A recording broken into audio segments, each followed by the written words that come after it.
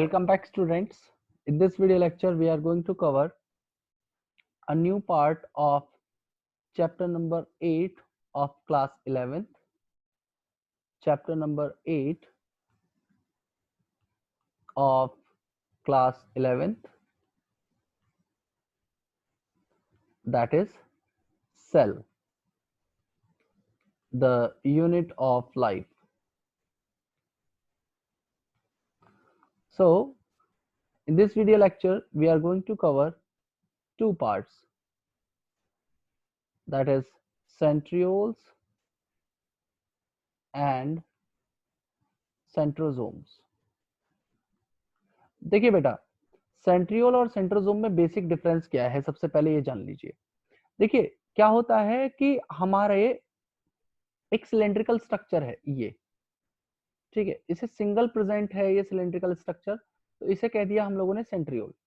और जब ये सेंट्रियोल एक दूसरे से परपेंडिकुलरली लग गए इस तरीके से, तो इसी स्ट्रक्चर को हम लोग सेंट्रोसोम कहने लग जाते हैं। इसी स्ट्रक्चर को हम लोग क्या कहने लग जाते हैं, सेंट्रोसोम कहने लग जाते हैं। और इसको चारों तरफ से सराउंड कर लेता है एक अमॉर्फस पेरिसेंट्रियोलर मटेरियल, जिसे सेंट्रोस्फेयर या काइनोप्लाज्म कहते हैं। तो इसको चारों तरफ से हमारा सराउंड करने के लिए क्या आ जाएगा, यहाँ पे एक पेरिसेंट्रियोलर मटेरियल या काइनोप्लाज्म प्रेजेंट है। Got it. तो ये जो चारों तरफ से इसको सराउंड किया हुआ है, ये किसने सराउंड किया हुआ है? It is surrounded by pericentriolar material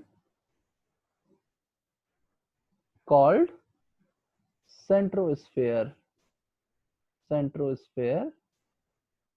और काइनोप्लाज्म। तो ये तो बेसिक एक बात हुई कि हमारा सेंट्रियोल और सेंट्रोसोम के स्ट्रक्चर को क्या कहते हैं।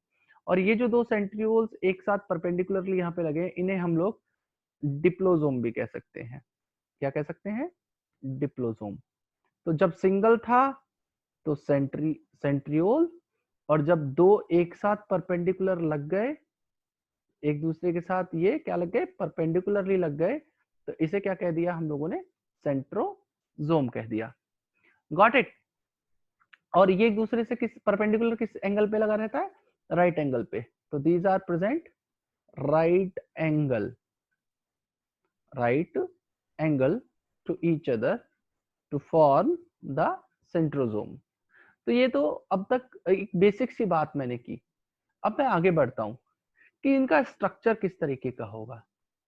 तो स्ट्रक्चर को समझना है तो आपको ये समझना होगा कि यहाँ पे बेसिकली होता क्या है। देखिए यहाँ पे हमारे क्या होता है कि जैसे मैंने आपको जब माइक्रोट्यूब्यूल बताए थे, तो मैंने आपको बताए थे कि वहां पे अल्फा और बीटा यूनिट लगती है इस तरीके से। ठीक है, मैं इसको थोड़ा सा क्लियरली बना देता हूँ, थोड़ा सा इसको मैं क्लियर कर देता हूँ। देखिए आपको जब मैंने बताया था, वहां पे बताई थी कि एक अल्फा की यूनिट थी और एक बीटा की यूनिट थी जो इस तरीके से प्रेजेंट थी।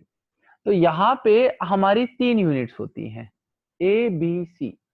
तो यहाँ पे क्या यूनिट होगी? तीन यूनिट होगी जो एक साथ अटैच होती है इस तरीके से, ए बी और सी। अभी ध्यान से सुनते रहना, किस तरीके से समझ में आएगा ये आपको, देखिएगा। ये मिलके एक फाइब्रिल बना, ये तीनों यूनिट ने मिलके क्या बनाया? ये एक सिंगल फाइब्रिल है। और इस फाइब्रिल को बनाया किसने है? एक प्रोटीन ने, जिसका नाम है ट्यूब्यूलिन प्रोटीन। क्या नाम है? Tubulin protein. Got it. तो अब ध्यान से देखते रहिएगा एक एक करके। तो यहाँ पे क्या होता है, 9 इसी तरीके की स्ट्रक्चर 9 बनाने हैं आपको, 1 2 3। तो ये हो गई ए बी सी। फिर दूसरी बना दीजिए आप, 1 2 3 सी, 2 यूनिट हो गई। ये मैं तीसरी यूनिट बना रहा हूं। तो यहाँ पे हमारे इसी तरीके से 9 यूनिट्स प्रेजेंट होंगी। ये कितने हो गए हमारे? 4 यूनिट्स हो गई हैं। ये मैं पांचवी बना रहा हूं, B C, A B C, A B C. तो ये कितने हो गए हमारे? 3 और 4 7। अब देख लीजिए, एक यहाँ पे बना दे रहा हूं, ए बी और सी, और एक यूनिट में यहाँ पे फिट कर दे रहा हूं, ए बी और सी। तो इस तरीके से हमारे 9 जो फाइब्रिल्स थे जो ट्यूबुलिन प्रोटीन के बने हुए थे वो प्रेजेंट हैं। और ये इन्हें हम लोग क्या कहते हैं, जैसे सिंगल होता है ये यूनिट ट्यूबुलिन की, तो इसे कहा जाता है सिंगलेट। क्या कहा जाता है? सिंगलेट। तो जब 2 यूनिट मिल जाती हैं अल्फा बीटा जो हो रहा था, उसे क्या कह रहे थे? डबलेट। क्या कह रहे थे? डबलेट। और यहाँ पे क्या लगे हुए हैं? 1 2 3 यूनिट लगी हुई है ना एक साथ, तो इन्हें हम लोग कहने लग जाते हैं क्या? ट्रिपलेट। इन्हें कहने लग जाते हैं ट्रिपलेट। तो ट्रिपलेट यहाँ पे 9 लगे हुए हैं। अब ये 9 ट्रिपलेट एक दूसरे से कनेक्टेड कैसे होते हैं? तो यहाँ पे सी और ए का अरेंजमेंट होता है, सी और ए, सी और ए, ये सी और ए एक दूसरे से कनेक्टेड है। पिछले वाले का सी और अगले वाले का ए, ये एक दूसरे से कनेक्टेड है, ये इस तरीके से। Got it? तो इन्हें लेबल कर देते हैं, इसे कह देंगे C A linkers, C A linkers. Got it?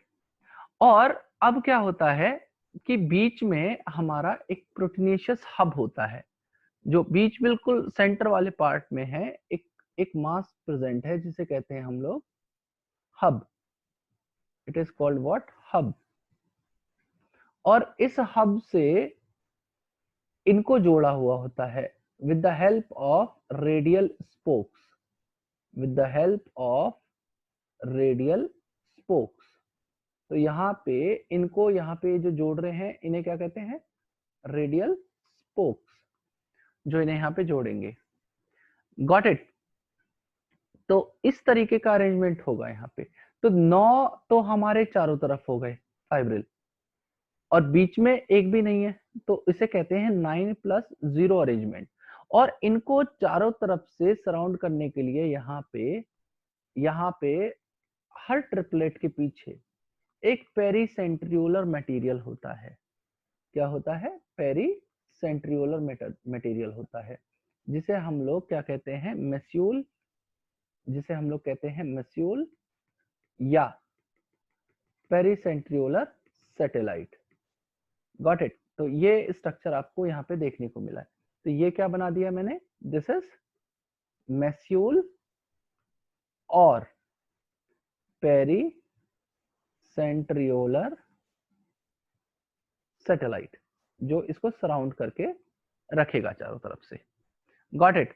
तो इसकी वजह से आपको यहाँ पे किस तरीके का अपीयरेंस मिल रहा है? आपको कार्ट व्हील का अपीयरेंस मिल रहा है। It is appearing like cart wheel.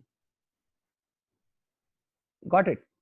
तो ये जो अरेंजमेंट हुआ 9+0 का, और ये जो स्ट्रक्चर है, ये जो पूरा स्ट्रक्चर आपने देखा, ये किस चीज का स्ट्रक्चर था हमारे? ये हम लोगों ने सेंट्रियोल को जब क्रॉस सेक्शन किया था, उसके बाद जैसे ये सेंट्रियोल मैंने बताए थे ना, जब ये परपेंडिकुलरली प्रेजेंट थे तो सेंट्रोसोम बना रहे थे। अगर मैं एक सेंट्रियोल को लेके क्रॉस सेक्शन करके इसको काट दिया और इस तरीके से इसके ऊपर वाले पार्ट को देखूं, तो यहाँ पे ये देखने के लिए मिलेगा हमें। ठीक है? अगर इसको यहाँ पे देखूं तो ये जो अरेंजमेंट है 9+0 वाला, ये यहाँ पे इस तरीके से दिखाई देता है। Got it? तो ये हमें यहाँ पे समझना था। अब क्या होता है, इसके फंक्शंस की बात कर लेते हैं कि हमारे जो फंक्शन है वो इस सेंट्रियोल के क्या होते हैं। तो सेंट्रियोल के फंक्शंस एक एक करके हम लोग यहाँ पे समझते हैं। जो ये कार्टव्हील अपीयरेंस था सेंट्रियोल का, ये क्या करता है? तो सबसे बेसिक फंक्शन तो क्या है कि हमारे ये हेल्प करते हैं फॉर्मेशन ऑफ बेसल बॉडीज को फॉर्म करने में ये हेल्प करते हैं, जिसकी वजह से हमारे सीलिया और फ्लैजिला का स्ट्रक्चर बन पाता है, उसके अलावा ये हमारे स्पिंडल फाइबर्स को फॉर्म करवाते हैं। They help in the formation of spindle fibres, और इनकी वजह से सेल डिवीजन हमारा हो पाएगा। Got it. तो ये हमारा स्ट्रक्चर था सेंट्रियोल और सेंट्रोजोम पार्ट का। अब एक पार्ट और है जिसे हम लोग कहते हैं सीलिया और फ्लैजिला। नेक्स्ट पार्ट में शुरू कर रहा हूं, that is cilia and flagella. तो ये सीलिया और फ्लैजिला बेसिकली क्या करता है, देखिए यहाँ पे सीलिया जो होते हैं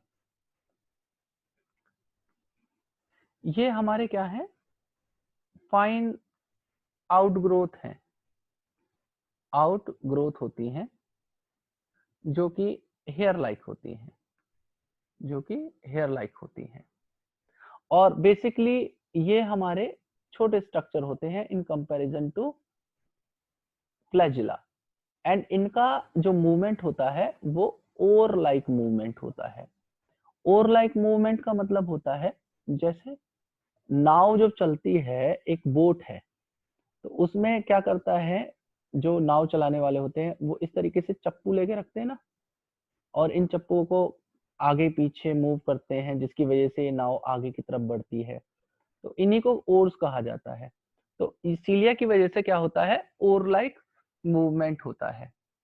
गॉट इट। तो सीलिया की वजह से बेसिकली क्या होगा, हमारा मूवमेंट होगा, ठीक है, in surrounding fluid, in surrounding fluid.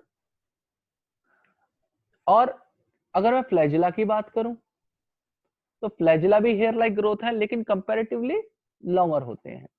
तो अब फ्लैजिला की बात कर लेते हैं।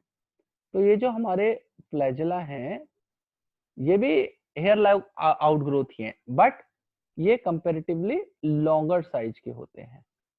और उसके अलावा ये भी हमारे क्या करते हैं, सेल मूवमेंट में इनका बहुत ही सिग्निफिकेंट रोल है।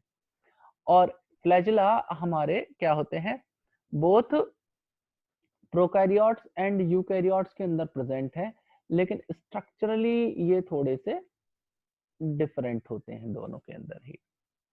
अब मैं यूकैरियोटिक सीलिया और फ्लैजिला के क्रॉस सेक्शन स्ट्रक्चर की बात करूंगा। देखिए सीलिया क्या है, ये कोई बैक्टीरियल सेल है, ये है फ्लैजिला, और सीलिया चारों तरफ है।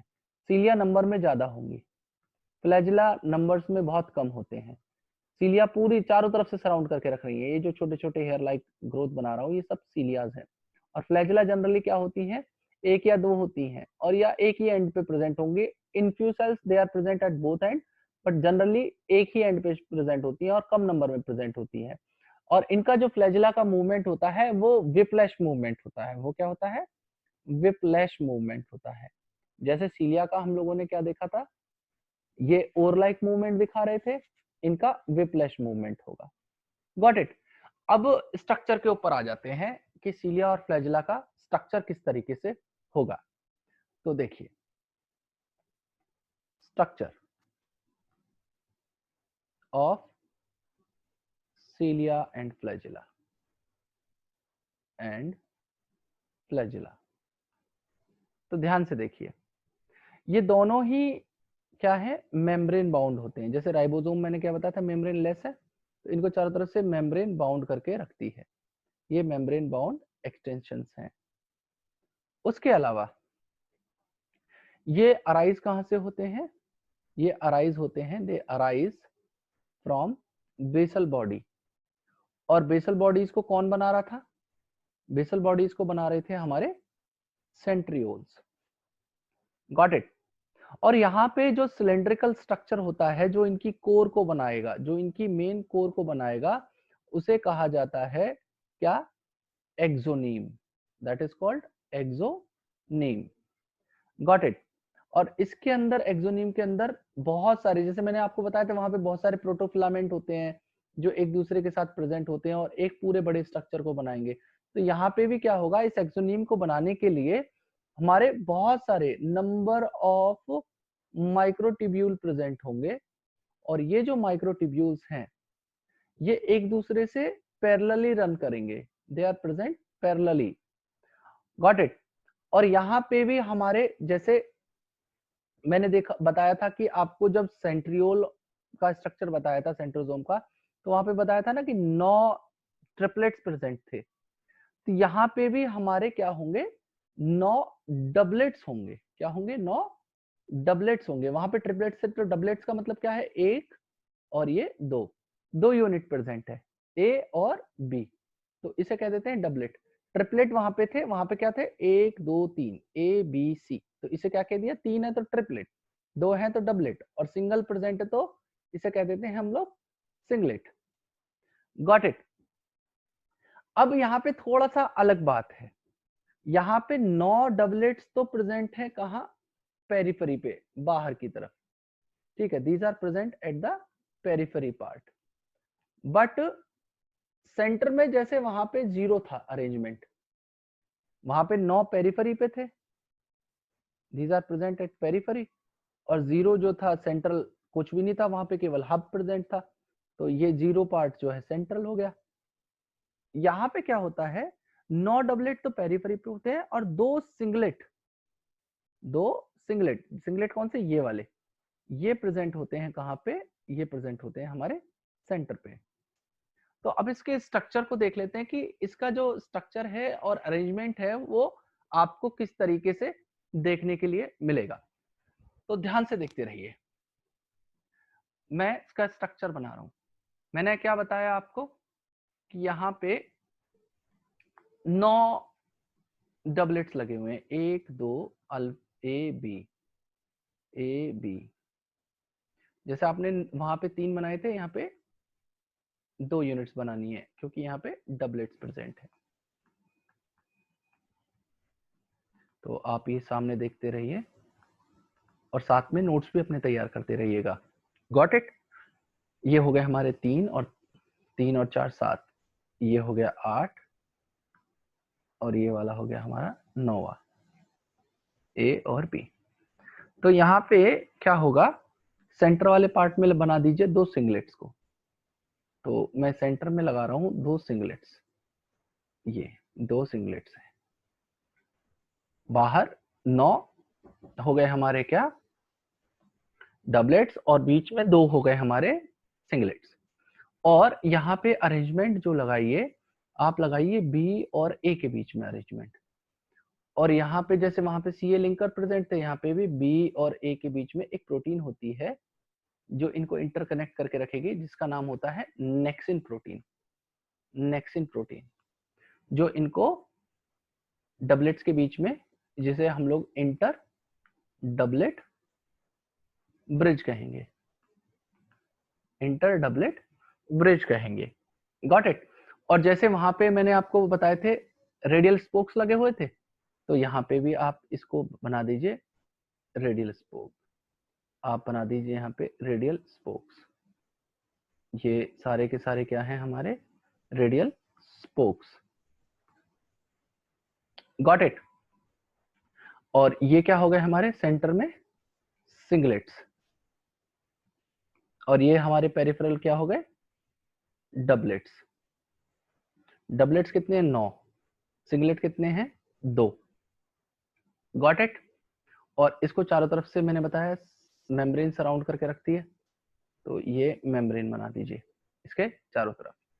तो इसको आप सबसे बाहर लिख देंगे क्या, दिस इज फ्लैजिलर शीट, जो इसको चारों तरफ से कवर करके रख रही है, गॉट इट। और ये हमारे पेरिफेरल हो ही गए, और उसके अलावा यहाँ पे इनको भी एक शीट कवर करके रखती है, जिसे हम लोग सेंट्रल शीट कहते हैं, गॉट इट। तो यहाँ पे जो अरेंजमेंट हमने देखा वो क्या होगा, 9+2 अरेंजमेंट होगा, क्या होगा, 9+2 अरेंजमेंट, गॉट इट। और इनका जो बेसिक फंक्शन होता है सीलिया फ्लैजिला का, वो किसके अंदर होगा, लोकोमोशन में। फंक्शन की बात करूं तो क्या होगा, फर्स्ट लोकोमोशन, उसके अलावा जो सीलियाज हैं वो फीडिंग के अंदर भी रोल प्ले करती हैं। और अगर मैं कंपेयर करूं तो हमारी जो हमारी सीलिया वाला पार्ट है वो जनरली बहुत ज़्यादा होते हैं। सीलिया का जो नंबर है वो पर सेल बहुत ज़्यादा होगा और फ्लैजिला का पर सेल नंबर बहुत कम होता है और फ्लैजिला पर सेल बहुत कम प्रेजेंट होती हैं। Got it? और सीलिया जनरली छोटे साइज की होती हैं, these are generally small. Flagella generally क्या होते हैं? लॉन्गर साइज के होते हैं। Got it? और फ्लैजिला का नंबर वेरी कर सकता है फ्रॉम 1 to 4 पर सेल। मिनिमम 1, मैक्सिमम 4 ये प्रेजेंट होंगे। Got it? So that's all about the cilia and flagella part. So thank you.